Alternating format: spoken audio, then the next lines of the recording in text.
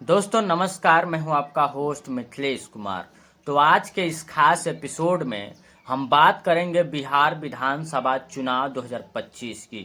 और ये चुनाव कितनी ज़्यादा महत्वपूर्ण है बिहार के विकास के लिए, या फिर बिहार की जनता अपने किन किन मुद्दों को लेकर के इस बार वोट करेंगी और किस किस सरकार बनाएंगी, ये भी बहुत ज़्यादा महत्वपूर्ण बन जाता है।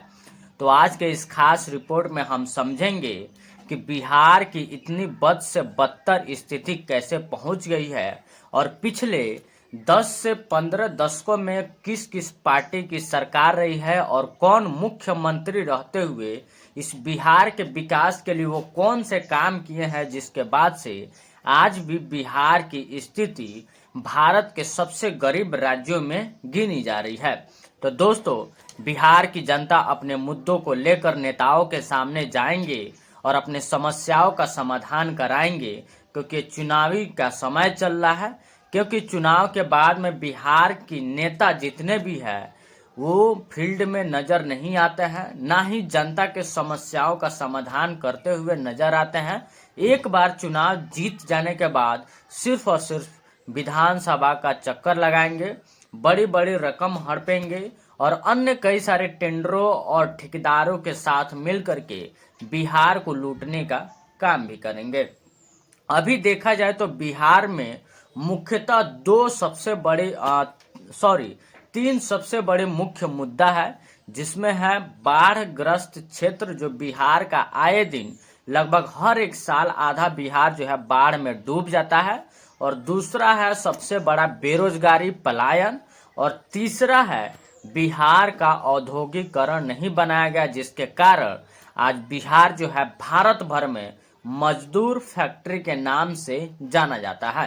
तो दोस्तों, आप इस वीडियो को देखिए, आप इस रिपोर्ट को देखिए। अगर आपको ये रिपोर्ट अच्छी लग रही है तो प्लीज शेयर कीजिए और चैनल को सब्सक्राइब भी जरूर कीजिएगा। दोस्तों, आज के बिहार विधानसभा चुनाव के इस खास एपिसोड में हम, जैसे कि पता है कि लालू प्रसाद यादव जब पिछले 2 दशक तक यानी 20 साल के करीब उन्होंने बिहार का मुख्यमंत्री रहते हुए में बिहार का जो विकास किया और बिहार के विकास के नाम पर जो घोटाले किए, उसको जग जाहिर करने में किसी को भी ऐतराज नहीं हुए, वो सब किसी के सामने भी है। लेकिन उस समय सबसे बड़ी चुनौती ये थी कि बिहार में भारतीय संविधान को लागू करते हुए जितने भी पिछड़े, दलित और आदिवासी समाज के लोग थे, उनको बड़े दर्जे के लोगों के साथ बैठने, बात करने और सामने चलने का भी अधिकार नहीं था। लेकिन लालू प्रसाद यादव का उस समय इस चुनौती को स्वीकार किया और बिहार में भारतीय संविधान को एक तरीके से खूंटा डाल करके उन्होंने लागू कराया, जिसके बाद गरीब, पिछड़े, आदिवासी, महिला सभी लोग अपने समानता के लिए काम करते रहे। हर जगह अपनी जो है अपने प्रदर्शन, अपनी जो कहा जाता है अपनी प्रतिभा दिखाते रहे हैं। लेकिन पिछले 20 सालों में आपको पता है कि नीतीश कुमार जी जो हैं बिहार के मुख्यमंत्री हैं, और बिहार के मुख्यमंत्री रहते हुए इन्होंने सिर्फ और सिर्फ विकास के नाम पर जनता को बिजली दिया है, रोड दिया है, और एक कहा जाए तो पुलिस की जो व्यवस्था होती थी, डाकू राज, उसको थोड़ा सा कम किया है। लेकिन नीतीश कुमार ने बिहार के जनता पर ये एहसान नहीं किया है।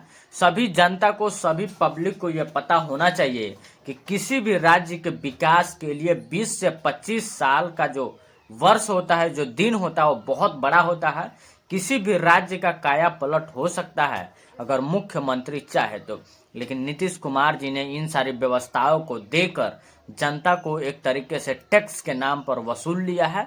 सरकारी स्वास्थ्य कर्मियों का वही हाल है, सरकारी अस्पतालों का वही हाल है, सरकारी विभाग का भी वही हाल है। आपको पता होगा मैं किस तरीके का इशारा कर रहा हूँ। और देश भर में सबसे महंगी बिजली जो है हमारे बिहार की सरकार बिहार के लोगों को देती है, और उनसे जबरन जो है बिजली बकाया की राशि वसूली जाती है। दोस्तों, जैसे कि आप मेरे स्क्रीन पे देख रहे हैं, बिहार विधानसभा चुनाव के 4 सबसे बड़े चेहरे हैं: नरेंद्र मोदी, राहुल गांधी, तेजस्वी यादव और नीतीश कुमार। इन चारों लोगों के पास ये वही 4 दिग्गज हैं जिनके आसपास ये बिहार विधानसभा चुनाव की रणनीति और उसके चुनाव और उसके परिणाम और आने वाले सीएम का चेहरा इन्हीं चार ही लोगों के इर्द गिर्द घूमता हुआ नजर आएगा। दोस्तों मैं एक बहुत ही फैक्ट बात मैं आपको बताना चाहता हूं, प्लीज आप हमारे स्क्रीन पे अपना नजर घुमाइएगा। नीति आयोग के द्वारा जारी मल्टी डायमेंशन पॉवर्टी इंडेक्स यानी एमपीआई की रिपोर्ट के अनुसार बिहार भारत का सबसे गरीब राज्य है। इस इंडेक्स के मुताबिक बिहार के लगभग 51.91% जनता जो है गरीब है। साथ ही साथ मैं आपको बता दूं कि इसमें ध्यान देने वाली भी बात क्या है ये भी आप समझ लीजिए। यह इंडेक्स गरीबी को सिर्फ आय इनकम से नहीं नापता है, बल्कि शिक्षा, स्वास्थ्य और जीवन स्तर जैसे कई कारकों को मिलाकर तैयार किया गया है। अगर हम ये कहें कि ये रिपोर्ट सिर्फ गरीबी का आंकड़ा है तो ये गलत होगा, क्योंकि बिहार में आज भी शिक्षा, स्वास्थ्य और जीवन जीने का स्तर, इन सारी चीजों को जो एक मानव को, जो एक मनुष्य को मूलभूत चीजों को व्यवस्था कराने में बिहार आज भी पीछे है। और उन सारे इंडेक्सों को मिला करके आज बिहार भारत के सबसे निचले दर्जे का राज्य बन गया है। साथ ही साथ मैं दोस्तों आप सभी से गुजारिश करूंगा कि आपको पता होगा कि बाल्टिक देश यानी जितने भी अरब कंट्री है उनमें लगभग बिहार के 4 से 5 लाख लोग जो है मजदूरी करने अरब कंट्री में चले गए हैं। चाहे तो आप गूगल कर लीजिएगा, आपको पता चल जाएगा। ये संख्या लगभग 5 लाख है, यानी 5 लाख बिहारी जो है पिछले 20 सालों में बिहार में मजदूरी के फैक्ट्री से तैयार हुए और अब जाकर के अरब के कंट्रियों में अपना काम कर रहे हैं, एक तरीके से मजदूरी कर रहे हैं। तो पिछले 20 सालों में अगर देखा जाए तो नीतीश कुमार की सरकार रही है, जिस जेडीयू और एनडीए समर्थित, जिसे कहा जाता है बीजेपी समर्थित सरकार का ये हाल है, जो पिछले 20 सालों में बिहार को मजदूर का फैक्ट्री बना दिया है। तो इन सारी मुद्दों को भी ध्यान में रखते हुए जनता इस बार जो है मतदान करने वाली है।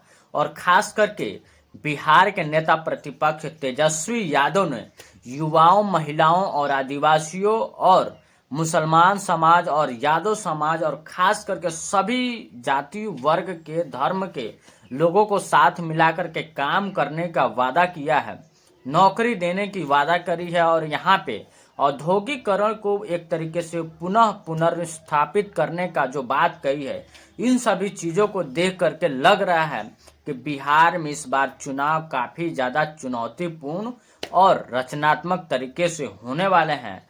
आखिर ये चुनाव जब होगा तो उस समय आप सभी को पता चलेगा कि हम लोग का अगला सीएम आखिर कौन बन रहा है। हालांकि कहा जाए कि नीतीश कुमार की ट्रैक रिकॉर्ड पिछले 20 सालों में बहुत ही ज्यादा स्थिति खराब हो चुकी है और इस साल के चुनाव में नीतीश कुमार की कहीं भी वो भूमिका, उस तरीके का चुनावी लहर नजर दिखते हुए नहीं आ रही है।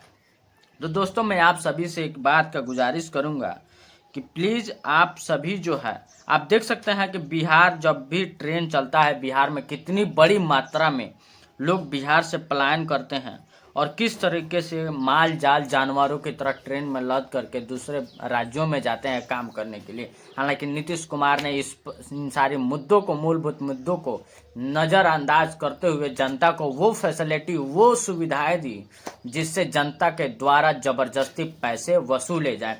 इसके अन्यथा जनता की मूलभूत सुविधाओं को छोड़ करके उन्होंने कुछ नहीं किया। तो इन सारी बातों को भी जनता जो है इस बार ध्यान में रखेगी। 14 नवंबर को बिहार इलेक्शन का परिणाम आने वाला है। इस एपिसोड को बनाने का मकसद सिर्फ ये था कि आप सभी लोगों को मेरा गुजारिश है कि अगर आप बिहार से हैं, बिहार से प्यार करते हैं, बिहार की वो दशा दुर्दशा देखते हैं जो बाढ़ की स्थिति में होती है, अगर आप ट्रेन से ट्रेवल करते हैं तो बिहारियों की भी स्थिति देखते हैं कि कितनी बड़ी मात्रा में बिहारियों की पलायन होती है। इन सारी चीज़ों को, इन सारे मुद्दों को ध्यान में रखते हुए आप बिहार विधानसभा 2025 के चुनाव में ऐसे कैंडिडेट को वोट कीजिए जो शिक्षित हो, धर्म के नाम पर नहीं लड़ाए, ना ही सांप्रदायिकता की राजनीति करता हो। हमें एक ऐसे नेता की आवश्यकता है जो नौकरी दे, बिहार में समानता की बात करे, औद्योगिकरण करे, शिक्षा करे और स्वास्थ्य की बात करे। इन सारी चीज़ों को, इन सारे मुद्दों को ध्यान में रखते हुए आप सभी जो है बिहार विधानसभा चुनाव 2025 में वोट कीजिएगा और ऐसे कैंडिडेट को भेजिएगा जो आपके आने वाले समय में बिहार की स्थिति काफ़ी ज़्यादा बेहतर कर पाए, आपकी गांव की स्थिति काफ़ी ज़्यादा बेहतर कर पाए। और आपकी स्थिति, अगर आपका राज्य सही होगा तो आपकी भी स्थिति कहीं ना कहीं सही हो जाएगी। इन्हीं सारी रिपोर्टों को ध्यान में रखते हुए आप वोट कीजिएगा। और रिपोर्ट अच्छी लगी है तो please like share channel subscribe जरूर कीजिएगा। जय हिंद।